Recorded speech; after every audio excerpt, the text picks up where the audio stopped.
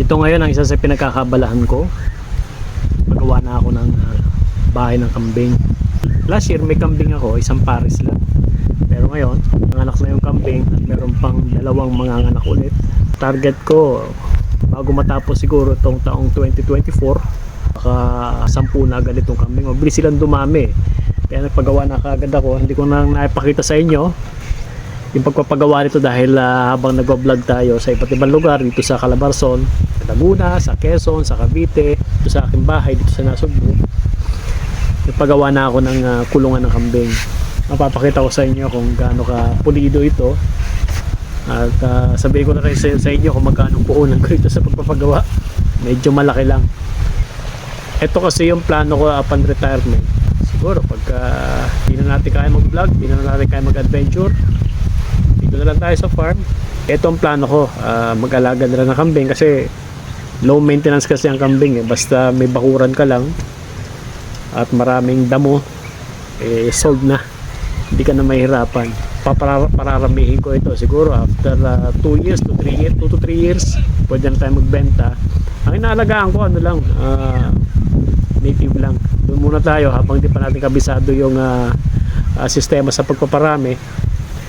Native lang muna tayo. And then upon naka-gain na tayo ng mga knowledge na medyo sabihin natin may alam na tayo sa pagpapalaki, then that's the time siguro kukuha tayo ng medyo high breed. Kukuha tayo ng mga yung bower, yung Anglo, kukuha tayo nun.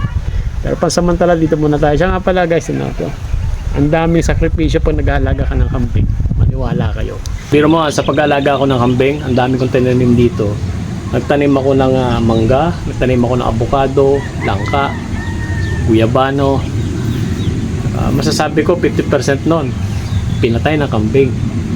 Kakagatin nila o kakainin nila yung dahon, sasakyan nila yung puno, o kaya kung di nila maabot yung dahon, kakainin nila pati yung puno, yung babalatan nila hanggang sa mamatay.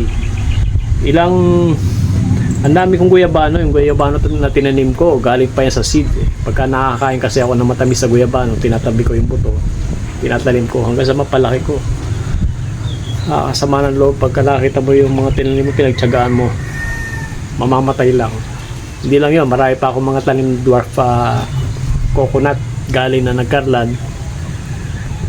Ang tinanim ko 12, natitira 5 na lang. So, habang parami ang kambing, patindi ang labanan. At yung makikita ninyo yung aking mga sagingan, ang kapal dati niyan dahil nagdumaan yung summer, hirap din makakuha ng damo, pumpay. Ayan ang binabanatan nila.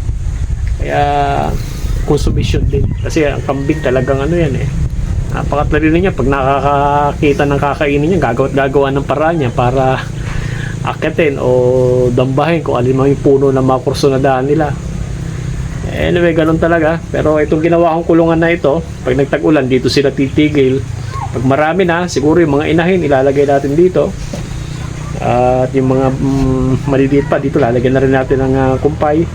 At siguro after 2 to 3 years, pag marami ng kambing, madadagdagan pa ulit ito. So unti-unti lang. Ito yung mga ginagawa kong paunti-unti, ginagapan ko habang busy sa vlogging. Raise tayo ng kambing. Kaya nga pala, paano nga pala sinimulan ito? Bali, ang mahal dito, alam nyo, labor Labor ang pinakamahal dito, lalo na kawayan. Napakahirap kasing gawin ng kawayan kumpara sa tabla. Kasi bako-bako yan Kilo-kilo, bako-bako, tabi-tabingi, mahirap pakuan. Dito sa pagpapagawa ko na ito, alam nyo ba kung magkano labor? Kung mamumuhunan ako halimbawa ng 30,000, mahigit 15,000 labor yun dahil matiltil ang kawayan. Ang binili ko lang dito, yero. Yan, tapos mga pako. The rest, yung mga kawayan, nasa likuran ko. Bahay ko yun. Yung lumang bahay ko. Tatanaw ninyo, puro kawayan yan. Tapos sa baba niya, napakalaking ilog. Nagpaputol ako ng kawayan, labor. Nagpatilad ng kawayan, labor. Pagawa ng sahig, labor. Kaya matagal gawin ito dahil kawayan. Anyway, okay lang. At press ko kasi pagkawayan Pero unti-unti na ang kulang ngayon Siguro ako muna matutulog dito, kami ni Mrs. Tutulugan muna namin ito. Pansamantala. Andun yung kubo ko sa kabila Unti-unti lang natin ito. Ang problema dito, tubig. Mahina talaga tubig.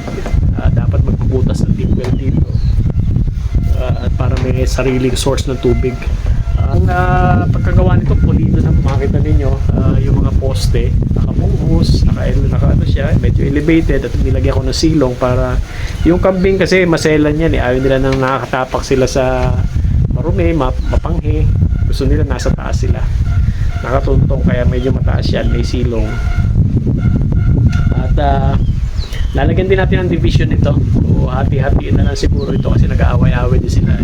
Isa pa lang yung toro, pero yung mga babae, mga inahilin, nag-aaway-aaway.